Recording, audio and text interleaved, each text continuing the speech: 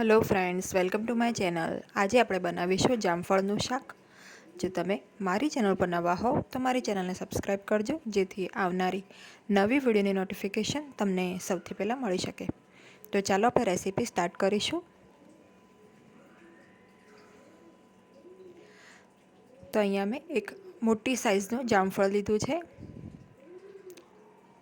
તો આ રીતે મેં બહુ પાકેલું નહીં, એ રીતનું કાચું જામફળ લીધું છે। તો વજનમાં જોઈએ તો આ જામફળ 350 થી 400 ગ્રામ જેટલું છે। જામફળને આપણે સારી રીતે ધોઈને એનો ઉપરનો અને નીચેનો થોડો ભાગ આ રીતે કટ કરી લેવાનો છે।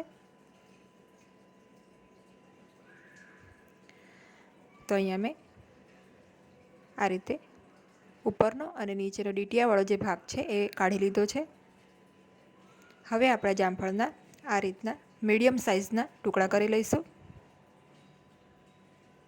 તો ટુકડા આપણે બહુ નાના કે બહુ મોટા નથી કરવાના, આ રીતે મીડિયમ સાઇઝના કરવાના છે। હવે આપણે વઘાર માટે તેલ ગરમ કરવા મૂકીશું। તો અહીંયા મેં 2 ટેબલસ્પૂન જેટલું તેલ ગરમ કરવા મૂક્યું છે। તેલ ગરમ થઈ જાય એટલે સૌથી પહેલાં 1 ચમચી એમાં જીરું નાખીશું। જીરું ક્રેકલ થાય એટલે આપણે એમાં 5 ચમચી જેટલી હિંગ નાખી દઈશું।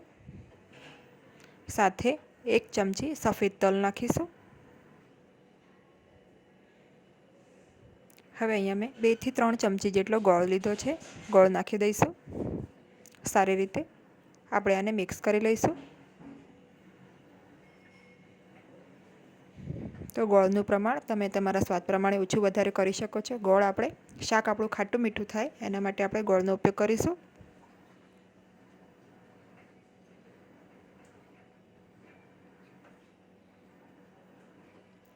હવે ગોળ આ રીતે મેલ્ટ થઈ જાય એટલે આપણે એમાં જે આપણા સમારેલા જામફળ છે એ નાખી દઈશું। તો જામફળને આપણે છાલ સાથે જ લેવાના છે અને આમાં બિયાનો ભાગ એકદમ ઓછો હતો એટલે મેં એ રિમૂવ નથી કર્યો, એટલે આપણે બિયાની સાથે જ જામફળને સુધારી લઈશું।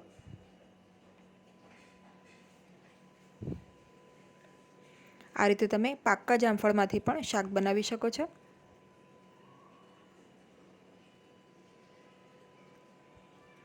એકાદ મિનિટ આપણે આને તેલમાં થવા દઈશું।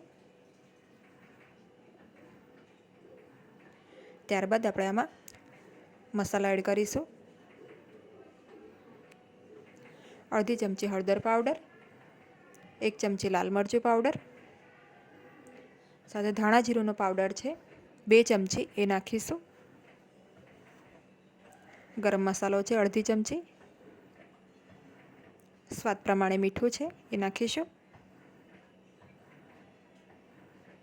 સારી રીતે આપણે આને મિક્સ કરી લઈશું।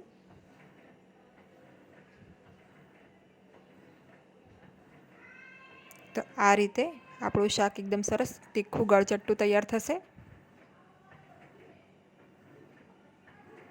મિક્સ કરીને આપણે આ રીતે હવે આમાં થોડું રસો કરવા માટે પાણી એડ કરીશું, તો જેથી જામફળ પણ સારી રીતે કૂક થઈ જાય।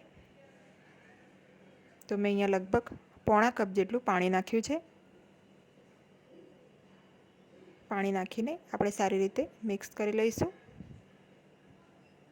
એટલે જે મસાલાની ફ્લેવર છે એ બધી સરસ જામફળમાં એબ્ઝોર્બ થઈ જાય અને જામફળ પણ સારી રીતે કૂક થઈ જાય। હવે આપણે આને ઢાંકીને મીડિયમ ફ્લેમ ઉપર 5 થી 7 મિનિટ થવા દઈશું। વચ્ચે આપણે એકાદ વખત ચેક કરી લઈશું।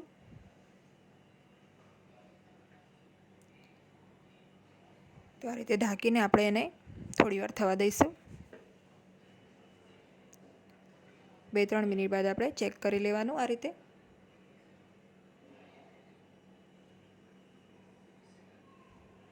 જો તમને રસાનું પ્રમાણ વધારે લાગે તો હજી આપણે એને 2-3 મિનિટ થવા દેવાનું।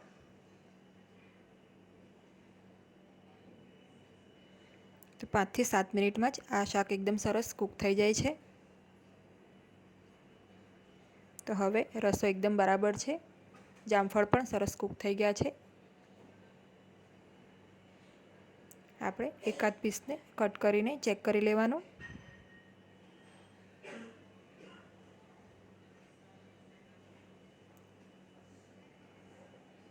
તો આ રીતે જામફળનું એક પીસ લઈને આપણે એને કટ કરીને જોઈ લઈશું. તો ઇઝીલી કટ થઈ જાય છે, એટલે કે જામફળ પણ એકદમ સારી રીતે કૂક થઈ ગયા છે. તો હવે આપણે આને ઓવરકૂક નથી કરવાનું.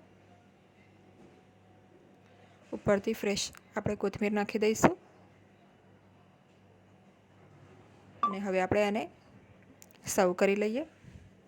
તો રેડી છે એકદમ સરસ તીખું, મીઠું અને ખાટું એવું ચટાકેદાર જામફળનું શાક, જેને તમે રોટલી સાથે, ભાખરી સાથે, પરાઠા સાથે સર્વ કરી શકો છો. એકદમ સરસ બને છે આ શાક. એક વખત ચોક્કસ ટ્રાય કરજો. જો તમને મારી આજની આ રેસીપી ગમી હોય તો વિડીયોને લાઇક અને શેર કરજો અને મારી ચેનલને સબસ્ક્રાઈબ કરજો. Thanks for watching.